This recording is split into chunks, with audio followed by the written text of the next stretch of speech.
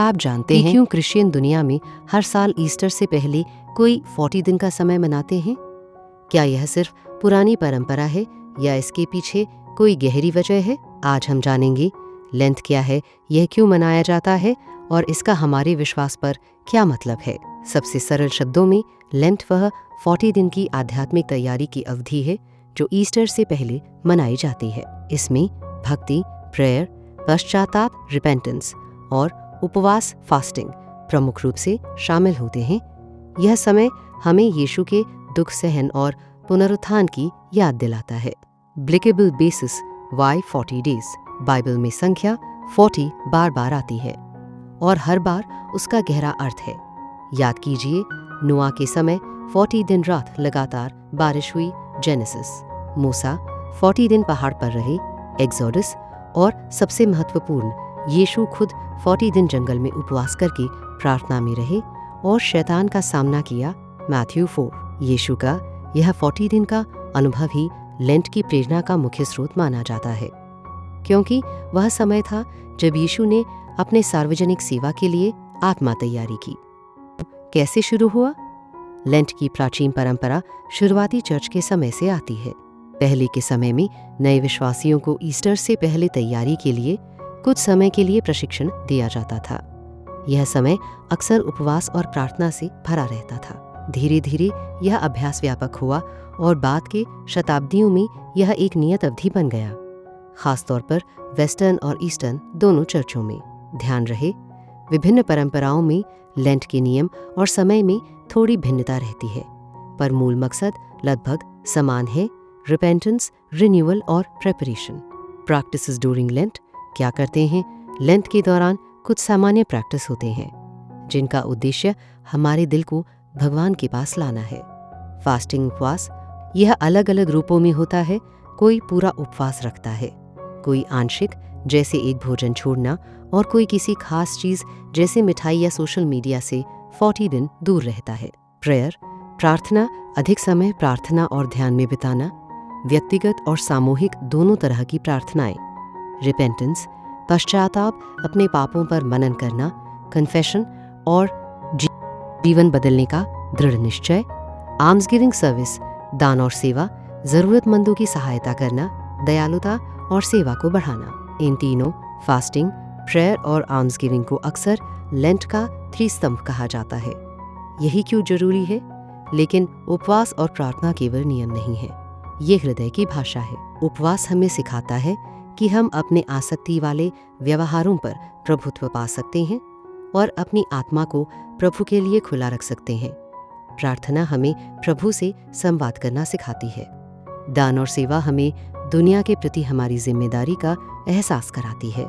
Length का असली लक्ष्य है हमारे भीतर रहने वाली चीजों को हटाकर प्रभु के लिए जगह बनाना, ताकि हम ईस्टर पर वास्तविक अर्थ में यीशु के पुनरुत्थान का जश्न मना सके। Anti what not to do, practical advice. कुछ लोग समझते हैं कि लेंट सिर्फ कुछ न खाने का नाम है, पर सच यह है कि यह केवल बाहरी नियम नहीं होना चाहिए।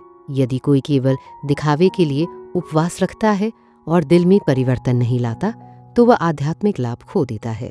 इसलिए 3 बातें हमेशा याद रखें। इंटेंट, नियत, आपका उद्देश्य क्या है? शो ऑफ या हार्ट ट्रांसफॉर्मेशन। बैलेंस, संतुलन, स्वास्थ्य को प्रायोरिटी दो, खासकर अगर तुम वीक हो या मेडिकल कंडीशन हो। एक्शन, कर्म, उपवास के साथ साथ सर्विस और रिपेंटेंस भी रखें। How different denominations observe lent. सारी डिनोमिनेशंस एक जैसी नहीं है, पर अधिकांश में सामान्य ड्रिफ्ट यही मिलता है। रोमन कैथोलिक, ऐश वेंसडे पर शुरुआत होती है। फ्राइडेज पर मांस त्यागने की परंपरा, कन्फेशन और पेनेंस को एम्फेसिस मिलता है।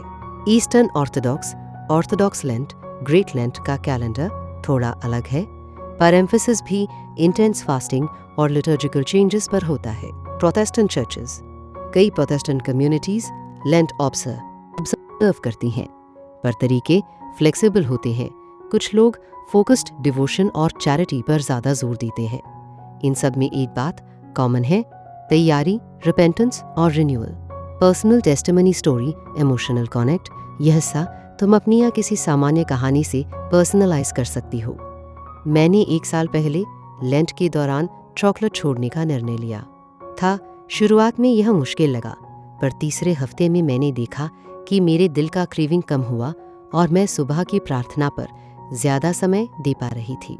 ईस्टर पर जब मैंने यीशु के पुनरुत्थान का जश्न मनाया तो अनुभव बहुत गहरा था, जैसे मेरी आत्मा ने एक छोटी सी डेथ और रेजरेक्शन किया हो।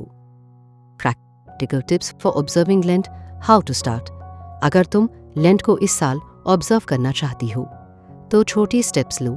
Choose one thing to give up, food, social media, gossip, ऐसा कुछ जो तुम्हारी डेली रूटीन में मीनिंग रखता हो। Add one spiritual habit daily, 1 hour, 5 minutes prayer, plan 1 act of service per week, food distribution, call an elderly person, donate. Find an accountability partner, एक दोस्त या चर्च ग्रुप जो तुम्हें एनकरेज करे। Journal your journey, रोज थोड़ा लिखो कि क्या चेंज हुआ। छोटे छोटे स्टेप्स बड़ा अंतर लाते हैं। क्या मैं लेंट में बाइबल पढ़ते हुए कोई निश्चित चैप्टर पढ़ूं? उत्तर, चुनो कोई ऐसा पैसेज जो रिपेंटेंस और रिन्यूअल पर केंद्रित हो, जैसे Psalm 51, Isaiah 58, Matthew 4, Romans 12। दूसरा प्रश्न, क्या बच्चे या बीमार लोग उपवास रखें? नहीं, हेल्थ पहले आती है, ऑल्टरनेटिव वर्शिप मेथड्स अपनाएं। तीसरा प्रश्न, क्या मैं सिर्फ आउटवर्ड एक्ट करूं? कोशिश करो कि इनर हार्ट ट्रांसफॉर्मेशन भी हो। यही असली जीत है। लेंट का मॉडर्न रेलेवेंस आज के लिए, मतलब आज की तेज तरार दुनिया में लेंट हमें स्लो डाउन करने का मौका देता है। यह कंज्यूमरिज्म, डिस्ट्रैक्शन और हरी के बीच में स्पिरिचुअल रीसेट का समय है। जब हम 40 दिन के लिए इंटेंशनल होते हैं, हम अपने प्रायोरिटीज सही करते हैं, रिलेशनशिप मजबूत करते हैं और वास्तविक जॉय को पहचानते हैं। Powerful call to action, emotional. आज मैं तुम्हें इनवाइट करती हूँ एक चैलेंज के रूप में। क्या तुम इस साल 40 दिन खुद को भगवान के लिए डेडिकेट करोगी? छोटा सा निर्णय, हर दिन 10 to 15 मिनट परमेश्वर के साथ, और एक वस्तु छोड़ देना और देखना कि कैसे तुम्हारा दिल बदलता है। ये अब एक छोटी प्रार्थना करते हैं। धीरे शांत स्वर में, हे स्वर्गीय पिता, हमें 40 दिन की इस यात्रा में मार्गदर्शन दीजिए। हमारे दिलों को साफ कीजिए, हमें हमारी गलतियों का आभास कराइए और हमें बदलने की शक्ति दीजिए। हमें वह दृढ़ता दीजिए जिससे हम सच्चे रेपेंटेंस, प्रेयर और सर्विस कर सकें। यीशु के नाम में आमीन। अगर यह वीडियो तुम्हें अच्छा लगा हो तो कमेंट में लिखो, मैं लेंट कर रही हूँ या मैं तैयार हूँ। शेयर करो उन दोस्तों के साथ जो इस स्पिरिचुअल रीसेट की तलाश में है, और चैनल को सब्सक्राइब करना ना भूलो, ताकि अगली वीडियो में हम लेंट की स्पेसिफिक बाइबल पैसेजेस और डेली प्लान पर डीप डाइव कर सकें। God bless you.